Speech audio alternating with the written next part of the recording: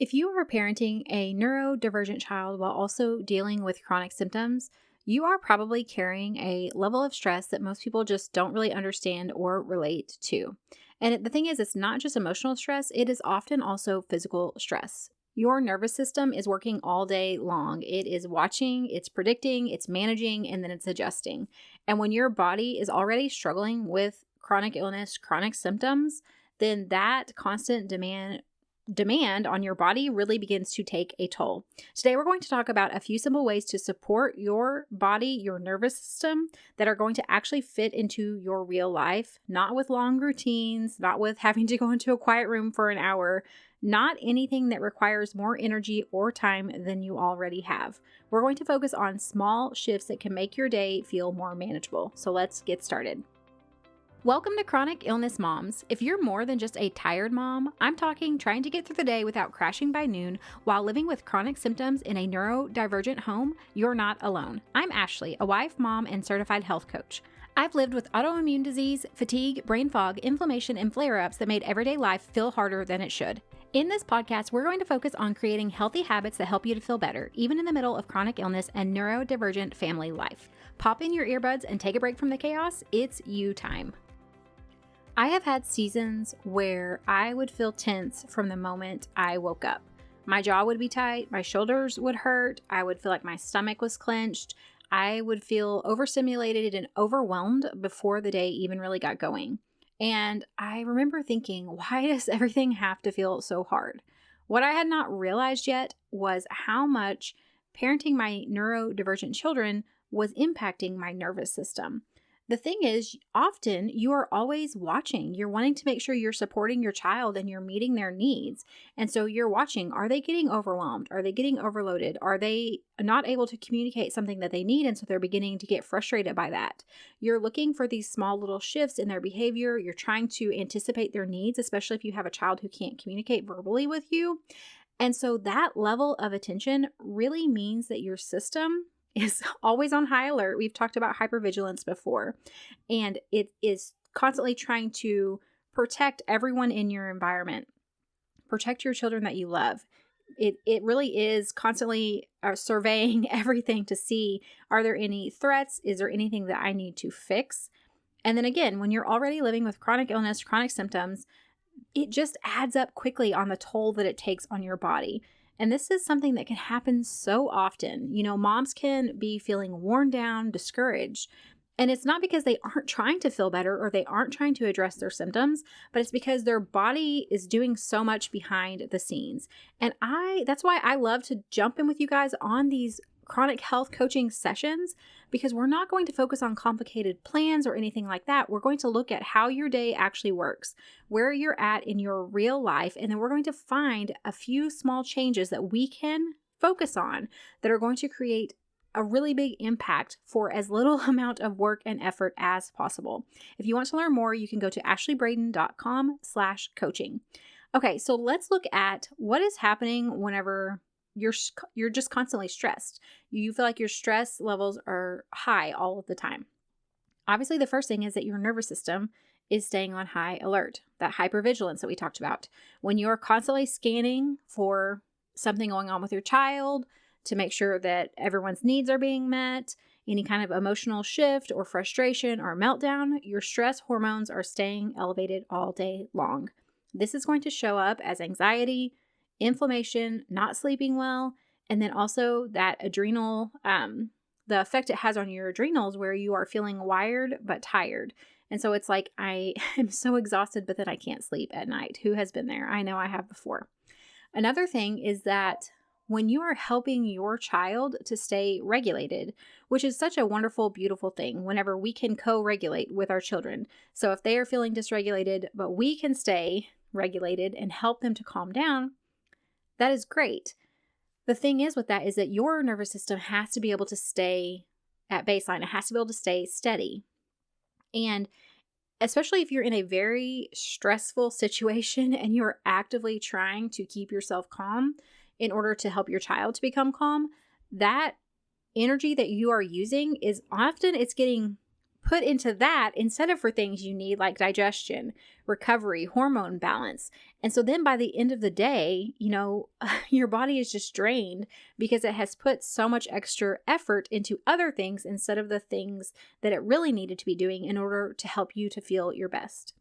The other thing, and we've talked about this before, is chronic illness. It just often reduces the margin that you have in order to to have that flexibility in how you can handle stuff and the stress you can handle before you begin to notice the effects of it. So whenever we're dealing already with fatigue, joint pain, brain fog, all of that, it already just takes a lot of energy to manage everyday life. And then when you're adding in this ongoing sensory, emotional, physical demand, then things just become overwhelming very, very quickly. So let's talk about what are some small habits that we can shift and begin to implement in order to support your body, support your nervous system, really work on resetting your nervous system. And I love these little mini nervous system resets. These are the things that I rely on so heavily because they are very short, but I do notice such a difference whenever I am really intentional about making sure I'm doing them. Okay, so the first one is just do a 3-breath reset. So we know that slowing our breathing, doing that deep breathing, one, it does activate and kind of stimulate the vagus nerve, but also the diaphragmatic breathing is going to help to lower your stress response. So this is where we are, I like to put my hand on my abdomen and see, do I feel my diaphragm raising as I'm taking that deep breath in and then lowering when I'm releasing, because that's when we know we're breathing from the diaphragm, and that's what we want to focus on. So just take 3 of those diaphragmatic deep breaths and inhale gently. I like to count to 4, and then I'll hold it for 4. And then I try to do a longer exhale where I will hold it for a count of 7 to 8. And at the same time that you're doing this, drop your shoulders, relax your jaw, and just take a few seconds. You could do this in, let's say, 30 seconds. You could do 3 of these breaths in 30 seconds. And that is all that it takes to really make a big impact on your body's ability to handle that stress. And also, it really helps your body to begin to realize, okay, we're actually not in danger here. Everything is okay. So it allows your nervous system to relax, to reset, so that you're not constantly viewing your environment as potential danger. Okay, another thing is often if we are already in a stress response and we are already feeling overwhelmed, the sensory input, we become more sensitive to it. So whenever everything is just feeling like too much, you're feeling overwhelmed, then ask, what can I turn down or turn off in order to lower this sensory input that I am getting right now that is overwhelming my body? Maybe you're turning off a sound or a light, you're shutting a door, you are, putting in earbuds for just a few seconds to kind of dampen, they have those earbuds that kind of dampen the noise of your environment, but you can also still continue to hear. I find that those can be really helpful too. I've tried those out before and I did really enjoy them. Reducing even just one of those sensory inputs can really give your body a little bit of a break and give your nervous system that break it needs in order to process everything that's going on around it. And then the third thing you can do is just to try a micro rest. I have been talking about these more in recent podcast episodes, and I have actually been trying to do them more in my everyday life, and I have begun to really love the micro rest. I used to think I had to sit down for 15, 20 minutes or try to take a 20-minute power nap, and I could never fit it in my schedule, so I just didn't rest at all. And what I have noticed is if I can just take, 30 seconds, a minute, and sit down in a chair for 30 seconds or a minute, or maybe I am sitting down and I just give myself an extra 30 seconds before I stand up and go do other stuff again. Maybe I'm going to lean against a wall and close my eyes for just a minute and just take a few deep breaths. Maybe I'm going to pop outside for a minute and stand in the sun and put my hand on my chest and take a few deep breaths. And I do that for 30 seconds or a minute, and then I run back into the house to continue doing what I was already doing. Just finding these little small moments of rest and doing those a few times throughout your day can make a huge impact on your body's, again, it's that safety. We're letting our body know we're safe, that we're not in a dangerous environment. And then also it's just building in those little areas of rest to refuel your body. I know that parenting neurodivergent children while also managing chronic symptoms is a lot to carry.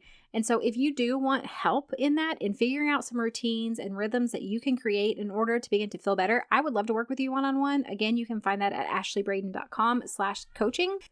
Also, I would love it if you guys would pick one of these habits, pick one of those micro reset, nervous system reset habits, and then focus on doing it at least once a day for the next 7 days. And then come over and share with us in the Facebook group or email me or send me a message on social media and let us know how it went. Let us know if you noticed any difference in your stress levels, in your body's ability to kind of handle the stress that you are already facing. What I find is so fun is whenever I really begin to manage my own stress and show up differently in my house, it begins to then flow into how my children are interacting and engaging as well. And so I would love to hear from you guys. If you have any experience with that, if you notice that, come and share with us. And yeah, that is all for this episode. And I will see you guys back next time. Hey friend, I hope you found today's episode helpful. If you did, would you take a minute to share it with another mom who's struggling with chronic symptoms? And leave a review on Apple Podcasts. It means the world to me to know this podcast is making a difference for you.